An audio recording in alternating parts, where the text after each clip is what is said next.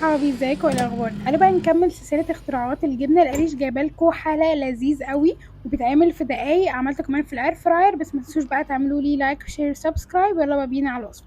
اول حاجه هحتاج الجبنه القريش وسكر ونشا وفانيليا وبيض وبس، دي كل المكونات اللي هحتاجها.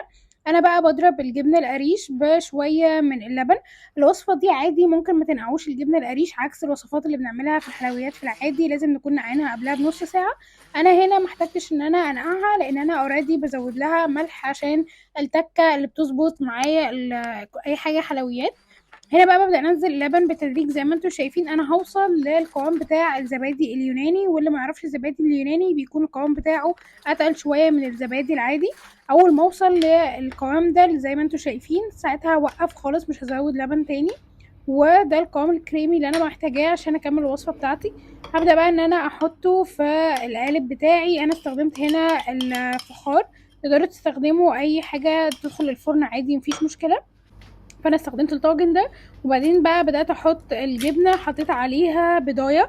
طبعا انا مش قادره اقول لكم الوجبه دي هايله ازاي، فيها كميه بروتين مش طبيعي، فيها لبن وبيض وفيها كمان الجبنه القريش، حاجه كده قنبله بروتينات. بعد كده هبدا بقى استخدم السكر. انا استخدمت هنا بما يعادل معلقه صغيره من سكر الدايت. تقدروا تستخدموا عسل او السكر الابيض، بس يفضل ان انتوا تستخدموا العسل اللي يكون افيد اكتر. وهبدأ بقى ان انا اعمل ميكس للخليط ده كله مع بعض لحد ما يتكون معايا القوام اللي انا هبدأ بعدين انزل عليه النشا. وبس، دي كل المكونات اللي احنا محتاجينها. اتعمل بجد في وقت قصير قوي، وتقدروا تستخدموا عادي مكان الاير فراير الفرن، مفيش حاجه تصعب علينا. والوصفه حلوه قوي قوي قوي، تقدروا تاكلوها سخنه او ساقعه، بس انا كمان حطيتها في الفريزر عشان تسقع اسرع. وبجد حاجه كده خطيره.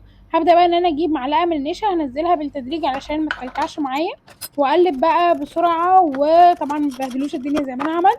وبعدين بقى هبدا ان انا انزلها بالتدريج لحد ما اخلصها. هحط بقى ربع معلقه من البيكنج باودر، وبعدين هحط عليها رشه ملح عشان تظبط بقى اي حاجه حلوه. لازم رشه الملح دي بتعمل بالانس خطير للقوام بتاعنا.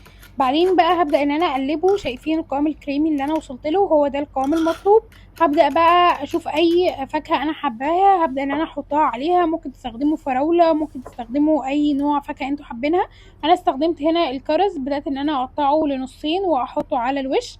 وطبعا البيكنج باودر هتنفخها شويه، فخدوا بالكم ان انتوا يكون في مساحه عندكم في الطاجن بتاعكم عشان لما تترفع معايا ما تقعش بره الطاجن.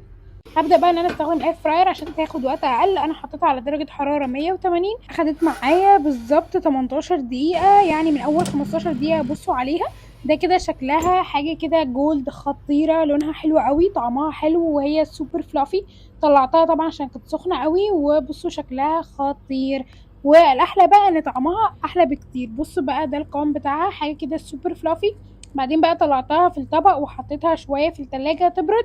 القوام بتاعها حلو قوي قوي. طعم الكرز مع الخليط برضو كمان كان طعمه لذيذ. فانتوا تقدروا تستخدموا اي فاكهه انتوا حابينها. ما تنسوش بقى تروحوا تشوفوا بقيه الفيديوهات، هسيبها لكم في اخر الفيديو. وبس كده، اشوفكم وصفه جديده. باي.